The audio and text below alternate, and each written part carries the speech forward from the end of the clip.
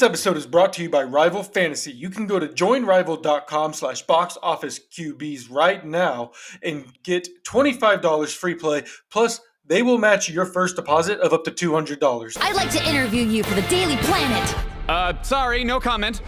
Welcome into Box Office Quarterbacks. Today we are back on our nerd shit, as we always are, but we are talking about a show I really loved, the first season of My Adventures with Superman, dropped on HBO Max this summer, just finished up. Gerald, this show is maybe my favorite Superman thing I've ever watched. And that's saying a lot because DC, while has screwed up a lot of shit, has actually nailed the Superman character in a lot of different adaptations, right? I mean, from what I've seen online at least, even like the Tyler Hoechlin Superman is loved, and him and Lois's relationship is great. This is another one where you got the Lois Lane and Superman relationship perfect, and it also, even though there's three different characters that really are the main characters, My Adventures with Superman can really kind of just relate to either one of them as being the main character, right? Yeah, like you could make a case for Jimmy, Lois, and Clark to be the main characters of this show, and it really depends on the episode, and that only makes it stronger, honestly, that you have three great leads of an animated TV show. I also like the decision to make this a younger Superman in the beginning of his career because he's 22 years old. He's just beginning to work at the Daily Planet. He sucks as a reporter, and they kind of all do. But to have those kind of growing pains reminded me a lot of like Spider-Man or a very relatable hero in that vein. So that's something that we don't normally get with Superman is relatability. Yeah, I mean, absolutely. Because, like you said, it's relatability. That's why Spider-Man is sold for almost 100, like, what is it, 70 years at this point, however long it's been. Um, because he's always been the relatable hero. But that's also a little bit of a flaw. But that's the thing with this. We've never seen Superman like this, right? We've never seen Superman not know how to use his powers and not know that he's Kryptonian and not know what, by the time he's 20-something years old. Even in the most recent adaptation, Man of Steel movies, we saw that, like, we saw him growing and using his powers at a young age. And it appears as if he just refused to use them and he was scared to use them in this one. Almost like you said, making it more relatable, bringing in that different aspect to the character that we don't see very often.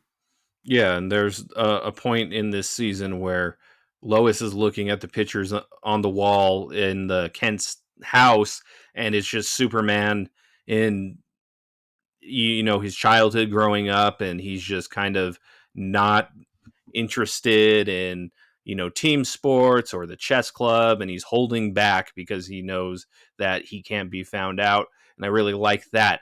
I really like that this version of the character was hopeful and somebody who felt like he wanted to change the world. What we got in the Zack Snyder movies, which I do like Henry Cavill as Superman, it was a very bleak adaptation of that character, almost like he wanted to do a Batman movie with Superman before we got actually Batman versus Superman, but it just seemed like it didn't fit the vibe of what the character has been for 80 to 90 years in the comics.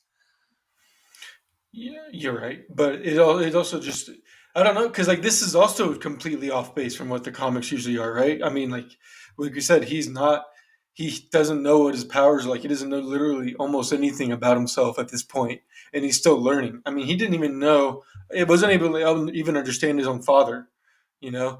So like, there's a lot of interesting things here. But what was your, I guess, what was your favorite part? What's your favorite episode? Honestly, I really did like was it 0 Day Parts 1 and 2, where we find out the day that the Kryptonians did invade Earth, and what the humans saw and what the Kryptonians saw. It reminded me a lot of the movie Arrival. I don't know if anybody's seen that with Jeremy Renner and Amy Adams. Just we don't understand these aliens, and they don't understand us, and we don't know why we're here, so we're going to assume that they're antagonistic. I really love that episode. I really liked what they did with Dr. Ivo in this show.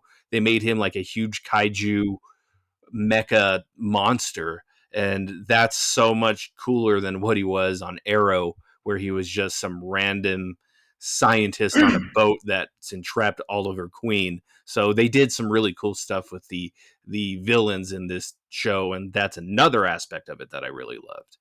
Another aspect I really loved, I want to talk about, is the fact that this is very obviously anime inspired. Now, obviously, you wouldn't call it anime because the definition anime, although it does encompass animation as a whole, it really is speaking about Japanese anime, so TV shows. But it is very obviously inspired. You have cat-like features of the characters, if the nose is kind of going up. The battles are very similar. The end and opening credit scenes are anime style. It's and it really works. It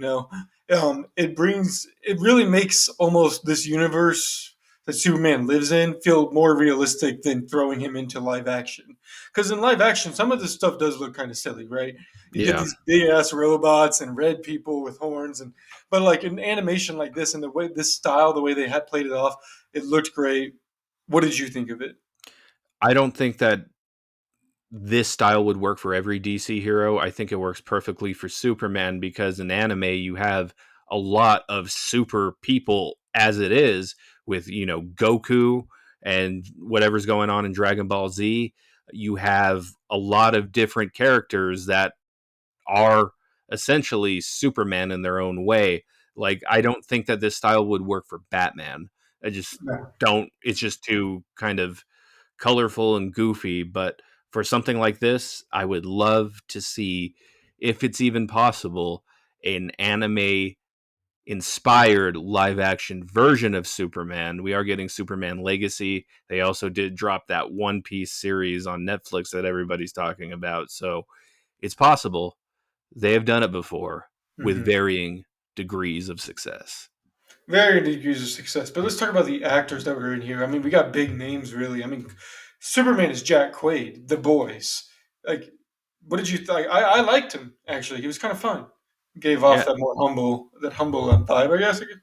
Yeah, he's like the Boy Scout Superman. Like this is the Superman from the comics where he's just like an everyday guy, and that's what Jack Quaid really does well in The Boys. Is he is an everyday guy who gets wrapped up into the world of soups and everything like that. And it's pretty funny that he's playing Superman when in the show that he's on, he's facing down the evil version of Superman in Homelander.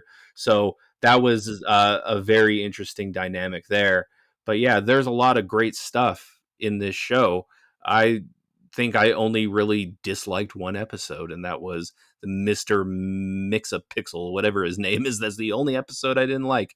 But Mad Scientist thing or something like that. yeah, I was not a fan of that one. Yeah, And there was that a bunch of multiverse stuff in there. I mean, I'm kind of was burnt fun. out on I the liked it. multiverse, but Yeah, see, like I'm not mainly because like this has been around for a while, like not like a while, but like it's the only thing that makes fucking sense, right?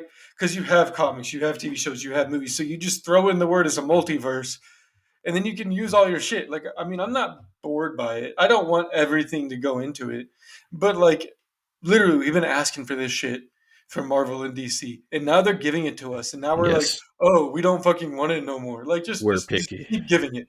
Like, if people could just stop being unappreciative in their day to day life. I mean, the plot point that it did give us, which is the alternate universe on that orb and the kryptonite, where you see an evil version of Superman, that was worth it at the end of the season. And But the League of Lowest Lanes. I yeah, fucking love and I was like, "What the fuck are we doing? This is season one. Why don't you calm down a little bit here?" But yeah, speaking of things we loved or things we didn't love, let's do our character draft, Gerald. Let's do our rival fantasy character draft for My Adventures with Superman. As always, I'm going to give you the 101 of the draft, and you are on the clock right now, my friend. Man, I'm 100% taking Jack Quaid. Like, if I'm getting the first pick, I'm taking Superman. And Yeah. I like him in this. Again, DC finds another Superman who can embody the personification of the character, something that they've had issues with other characters in the past. So, again, they at least find out how to do one thing consistently, and that's this. Superman is number one. I'm pretty jealous of that pick because I think he's the clear favorite. Normally, when we do these drafts, we don't really pick the main character 101, but this time it's so warranted to do. I guess I'm going to do Lois at 102. I thought like seeing the relationship with her and Clark at the start was very, very good, Hmm. and very believable too. It's one of the best Lois and Clark relationships we've had. A lot better than Man of Steel, or Amy Adams and Henry Cavill didn't have any chemistry whatsoever. So definitely love what they cooked up here. Yeah, they definitely cooked some good shit up here. That's the highlight for this, right? Is because this show wouldn't be able to work if the relationship between Lois, Superman, and Jimmy Olsen weren't believable or good. But they're so good that this show works so well. Yeah, and Jimmy's underrated in here. He really is. Like Jimmy is the glue of this show, and I God, he sold he sold what for $5.6 million? that's the only unbelievable part. I was like, what world of journalism do you live in? Man, it's a world where man fly around in different universes, and there's a league of Lois Lanes. Yeah. Like let's just let it be. If you guys want to buy box office QBs for $5.6 million, I'm down. Yeah, man, y'all Go can right have it. ahead. You can do whatever the hell you want with it after that. Yeah.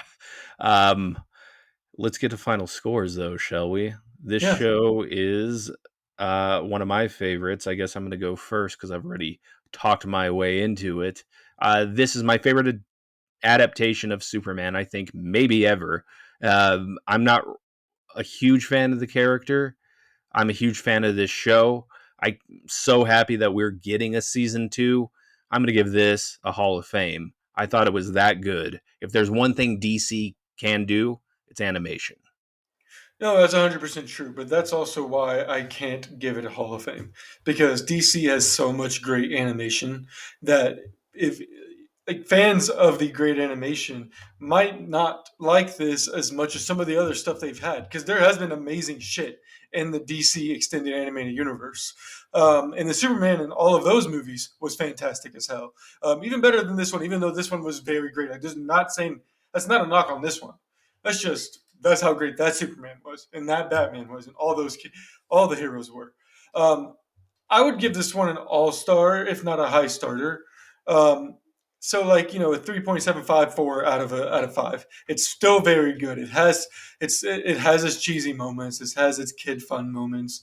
Like it has those moments that you're like, all right, I really didn't need this. I didn't need this. As you mentioned, it did have an episode that was just not that great. That was like, yeah, I'm not too fond of it. It wasn't that fun.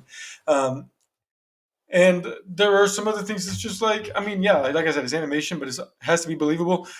Superman was like just at Clark Kent's house, and his boyfriend's dad just like walked off after his daughter stood in front of him while he looked like her boyfriend. You like, I I mean, mean, like none of that did like all that shit at once. Um, there are issues with it, is what I'm getting at. So I think a high starter or an all star is fair. I do appreciate that a lot of people figured out he was Superman right away, just because that Yeah, that was always the thing I hated about Superman. I'm like, are you blind? This giant 6'5" man with blue eyes and black hair is clearly looking like Superman, and you can't figure that shit out, and they don't and ever explain it. and those Um, guys, like every Superman is always, especially in animation or good comics, they're always like they're built like a freaking what is it, an hourglass almost? Like at least on yes, the top, because it's all thin and then it just goes up, and their suits always make them look like they're freaking giant. yeah, something in the water in Metropolis that makes people blind. I guess I don't know Yeah. what's going on in Metropolis, but yeah, great show. Highly recommend it. Anything else you want to add with my adventures with Superman before we get out of here? Watch it. Watch it. All right, let's do one last shout out to Rival Fantasy Sports before we get out of here. Join Rival Fantasy right now, and your first deposit of up to $200 will be matched. And if you go to use the URL joinrival.com/boxofficeqbs, you will get $25 of free play on top of that matching deposit of up to $200. Yeah. Season long fantasy football is out right now. You can actually join throughout the season. So even if you miss like week 1 or week 2, you can still jump in week 3, start a league with your coworkers, your friends, your family, whatever floats your boat there. Rival Fantasy Sports, very fun app. And Uh, join this week for some fun little surprises on the app. We do have a fantasy league of our own. It has been filled up, unfortunately, but those people are playing for a pot of $500. You can go and join other leagues that are betting or free as soon as this week, because the first game is Thursday. yeah, it is Thursday, and if you're from the future, it might be the middle of February for you. I don't know. But that good thing about Rival is there's baseball and basketball and all this fun stuff. But yes, join rival.com/box office QBs. This has been another edition of Box Office Quarterbacks. I am Jeff. That's my friend Gerald. We will talk to you guys very, very soon. Have a good rest of the week.